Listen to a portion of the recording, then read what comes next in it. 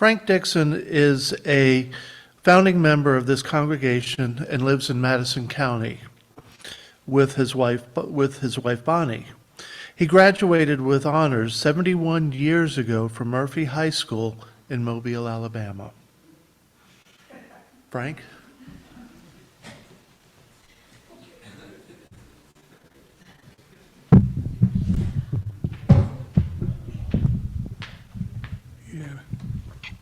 Okay.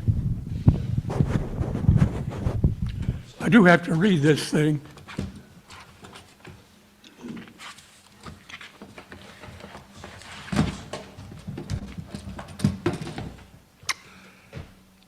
That was an effort. Plato's cave is perhaps the most famous allegory in the philosophical literature. With all of humanity living as prisoners in a cave, Plato created a metaphorical person who wandered outside and learned that reality comes to us by way of shadows cast on the cave's back wall. Starting with the title, Transcendence, everything I'll talk about this morning traces to Plato's metaphor. I'll be taking a slightly different view of Plato's thinking.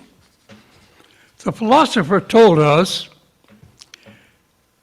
that the fellow strolled outside the cave and ran back inside, telling the other cave dwellers that really real things were casting the shadows. Plato thought of the guy as an enlightened fellow, but the folks in the cave made no sense of his rambling. They persisted in believing that only the shadows were real and that the jabbering fellow was out of his mind. A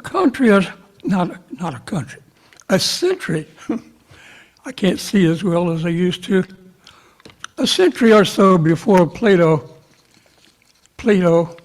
pre-Socratic Greeks were playing around with the physical sciences, making sense of the way shadows interact. People obviously thought of the shadows as real physical objects. But by looking at the simplicity of Plato's allegory, we might also see him making a case for taking a closer look at the physical things casting the shadows. Taken literally, we might see that Greek scientists and their descendants eventually derived science's physical laws. In developing those ideas, the scientists created a vast array of theories and laws that in themselves also cast no shadows. But they were all about things that do. About 20 centuries later, humankind experienced a truly transcendent idea. We began to see that some of our words stand for invisible objects, things Plato called forms. With Plato's forms in mind, we began to think Plato's cave deserved a deeper look. The physical sciences were always either about shadows called things or about streams of related shadows called actions. And we could always test our theories of the physical world by observing the cause-effect flow of the shadows in this world. At that time, philosophical types realized that thoughts themselves are not physical objects. After that, science took a different path. Today we call those paths hard and soft science.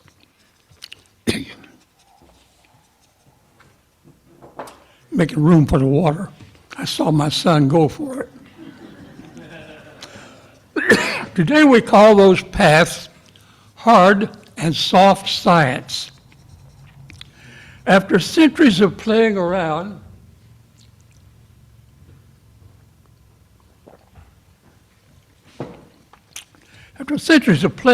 with words in the sciences, we notice that the paths of hard science seem much more predictable than the paths followed by soft science things.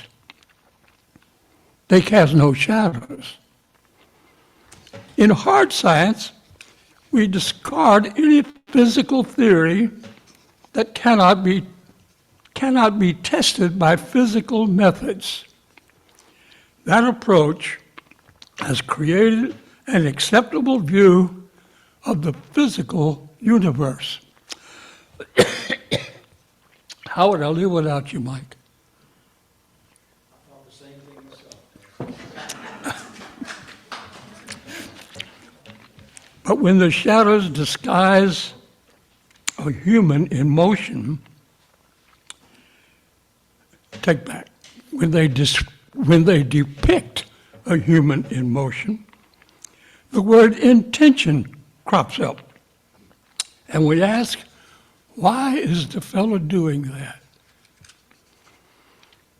A true believing materialist might answer that all human action is caused by changes in the human brain.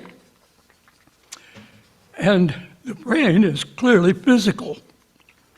When taken out of the skull and held aloft, the brain casts a shadow. And when studied as a physical thing, every change within the brain can be described by physical laws.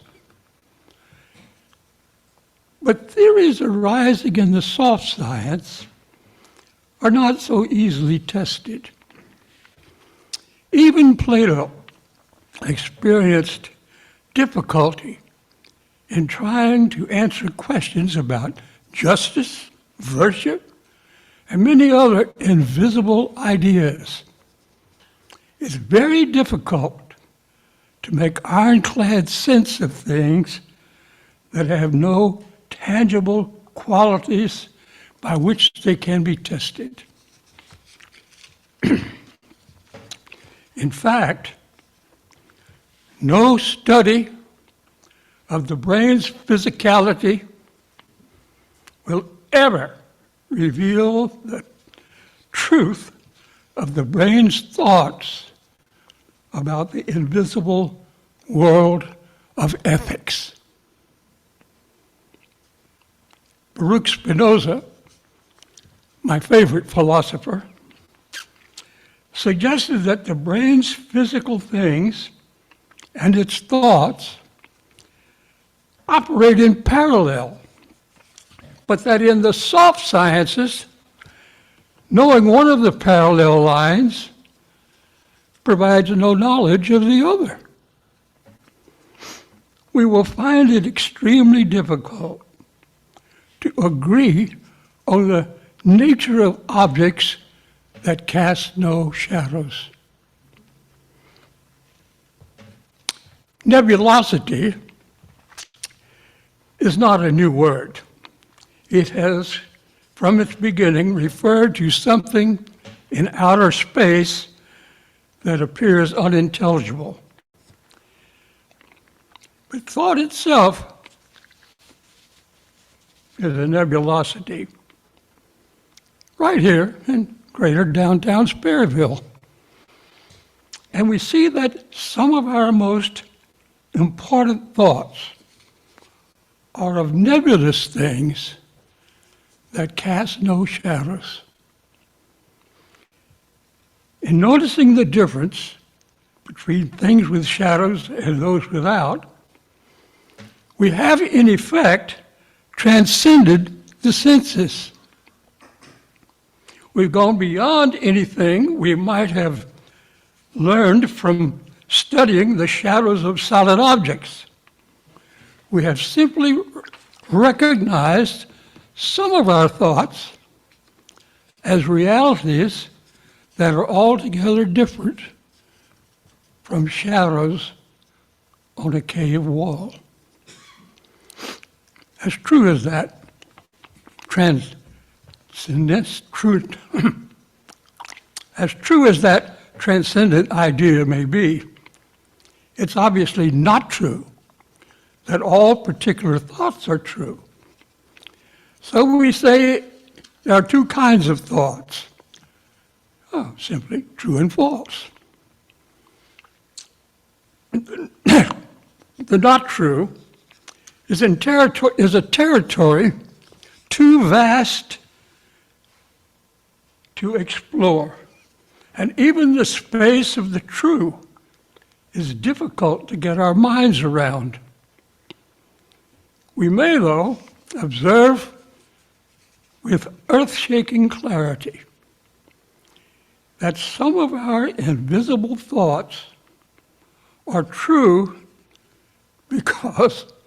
simply because it's impossible to doubt them.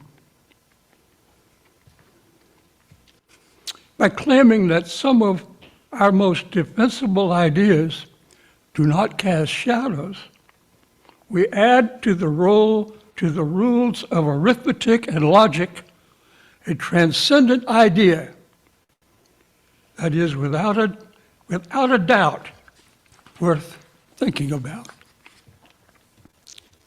However true that existence may be, we are compelled to admit that intuitively true ideas that point to invisible concepts are a mere subset of the multitude of invisible thoughts. They are true only because we cannot honestly doubt them. Without knowing he was doing it, my philosopher friend laid the groundwork for a new field of philosophical thought called linguistics, which is as difficult to understand as the philosophy upon which it is based. Nevertheless, when Spinoza called my attention to the unquestionable truth of the existence of invisible objects, I experienced a noticeable enlightenment. I saw that some thoughts I had been treating as the truth were not as true as my newfound knowledge of the invisible. I had spent the better part of my early years believing that a long-bearded fellow up in heaven would look out for me if I was a good little boy.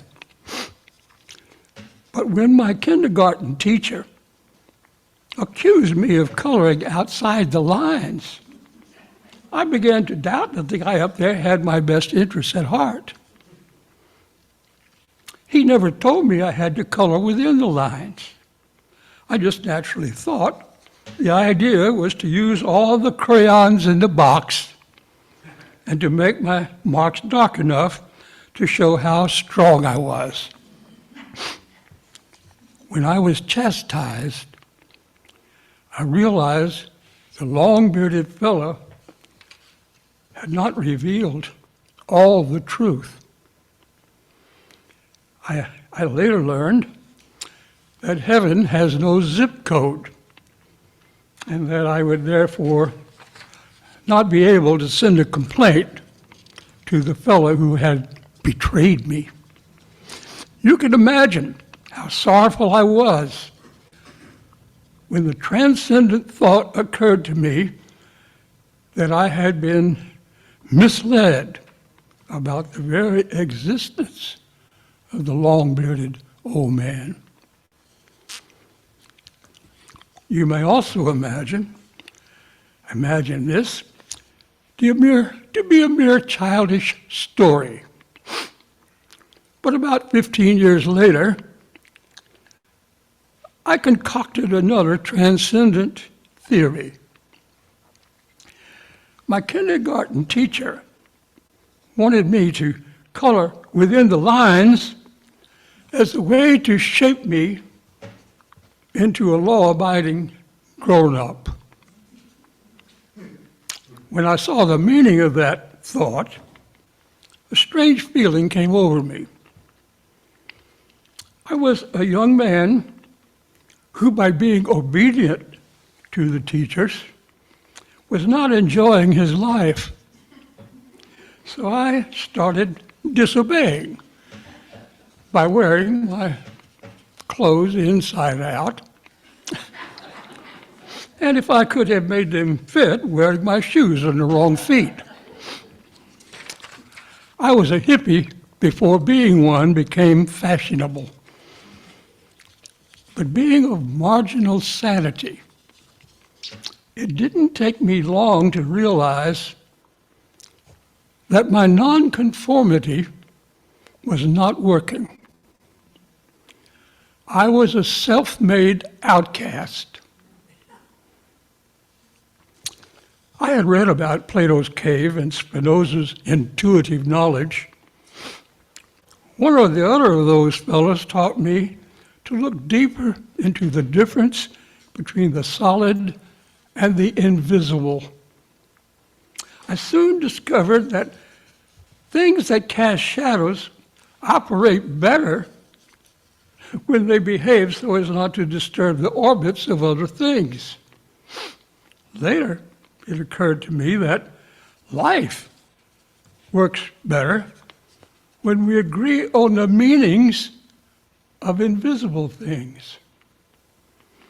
My newfound intuitions demonstrated that cooperative behavior works, but my knowing that simple common knowledge was not a transcendent idea.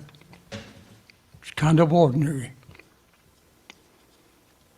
My real transcendental moment occurred when I saw that history had forever been revealing that people do not appear to know the benevolence of cooperative behavior. Thinking that some other people were our enemies, we had forever been killing each other.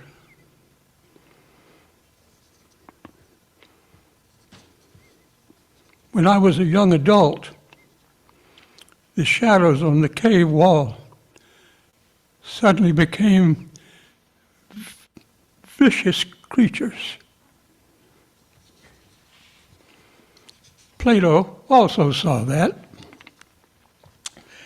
and he structured the better part of his work around the notion that people were, for the most part, foolish. To treat that affliction, he concocted a system of government in which a selected few would be trained to rule. Without going into a lot of detail about the education of his philosopher kings, one of the details stands out.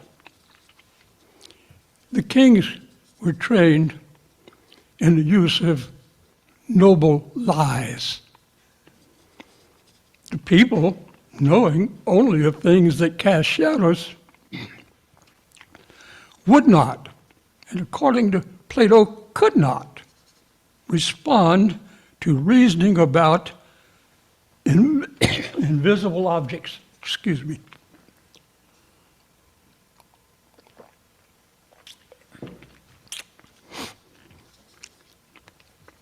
So he concluded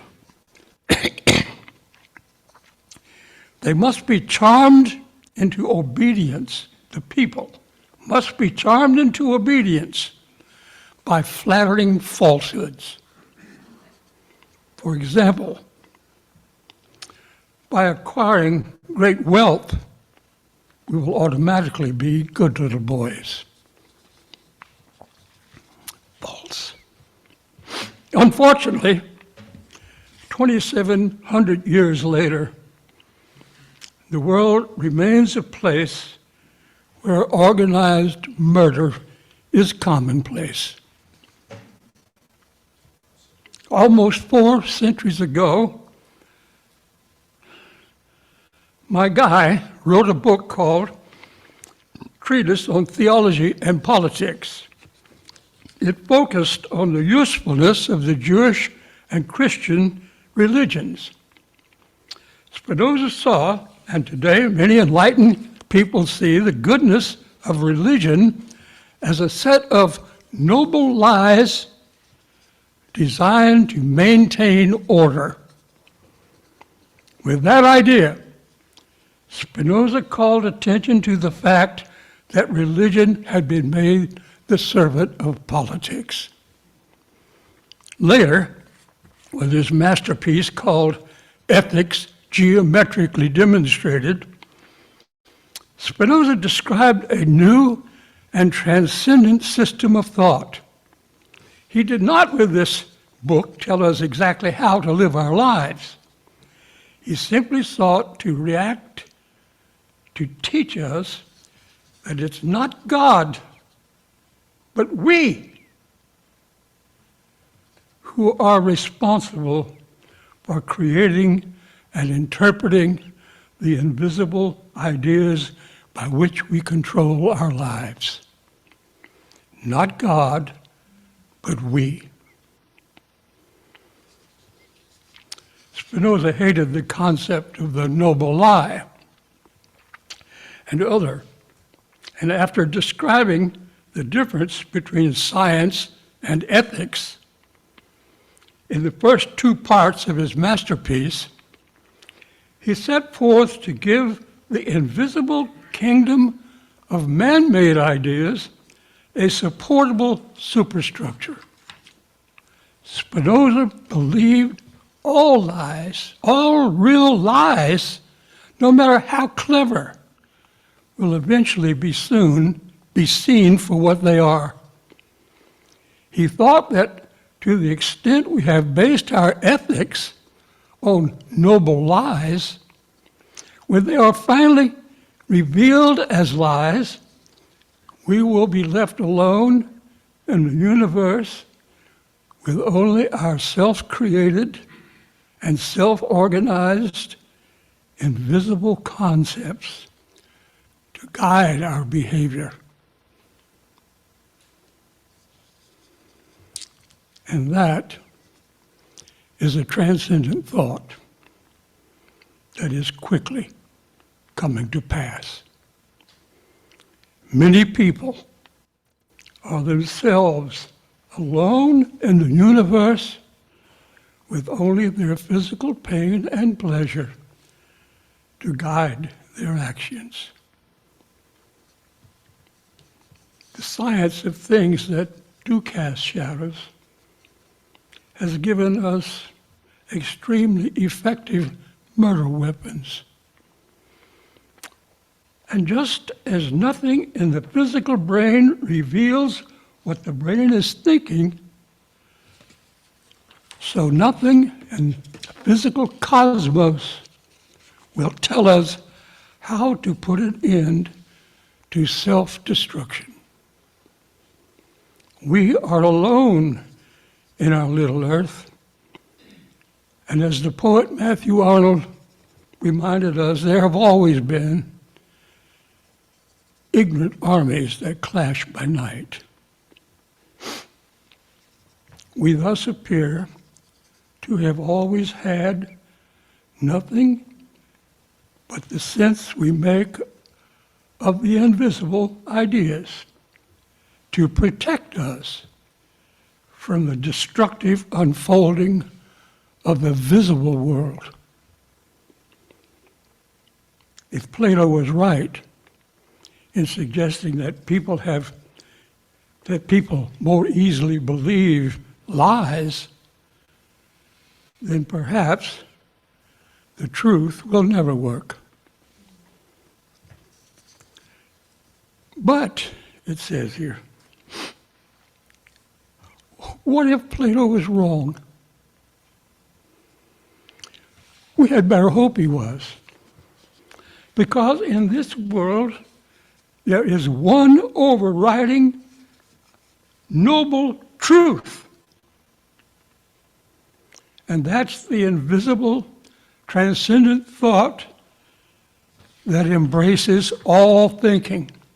The thought that urges us to think outside the cave and beyond the shadows cast on its darkest wall, to escape a horrid destiny. We have to make better sense than we have of the invisible aspects of our existence. And yet, it says here, and yet here we remain as individuals, still personally responsible for aligning the intuitive truth of our invisible thoughts with the physical behavior of the visible world.